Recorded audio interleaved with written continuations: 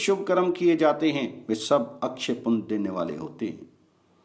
शुक्र तीर्थ के बाद इंद्र तीर्थ है, वह ब्रह्म हत्या का विनाश करने वाला है। उसके स्मरण मात्र से पाप राशि तथा क्लेश समुदाय का नाश हो जाता है।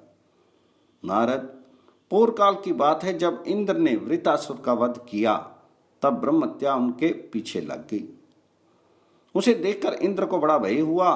वे इधर उधर भागने लगे, किंतु जहां तहां वे जाते ब्रह्म हत्या उनका पीछा नहीं छोड़ती थी।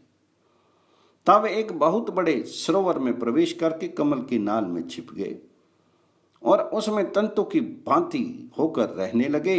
ब्रह्म हत्या भी उस सरोवर के तट पर 1000 दिव्य वर्षों तक बैठी रही। इस बीच में सब देवता बिना इंद्र के हो गए थे। उन्होंने आपस में सलाह की किस प्रकार इंद्र प्रकट हों। उस समय मैंने देवताओं से कहा, ब्रह्म हत्या के लिए दूसरा स्थान दे दिया जाए और इंद्र को शुद्ध करने के लिए गोदावरी नदी में नहलाया जाए। उसमें स्नान करने से इंद्र पुनः शुद्ध हो जाएंगे। इंद्र का नाम अभिषेक नर्मदा तट पर हुआ।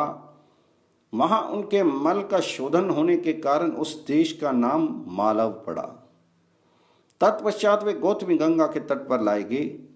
वहां पुण्या नदी के जल में गौतमी का जल लाकर उसी से समस्त देवता ऋषि, मैं, विष्णु, वशिष्ठ, गौतम, अगस्त्य, अत्रि, कश्यप, अन्यायन ऋषि, यक्ष तथा पन्नगों ने इंद्र का अभिषेक किया। तत्पश्चात मैंने उन्हें अपने कमंडल के जल से भी अभिषिक्त किया। इस प्रकार वहां पुण्या और सिक्ता 2 नदियां हो गई और वे दोनों गौतमी गंगा में आकर मिली। उन दोनों के संगम मुनियों द्वारा सेवित विख्यात तीर्थ बन गए।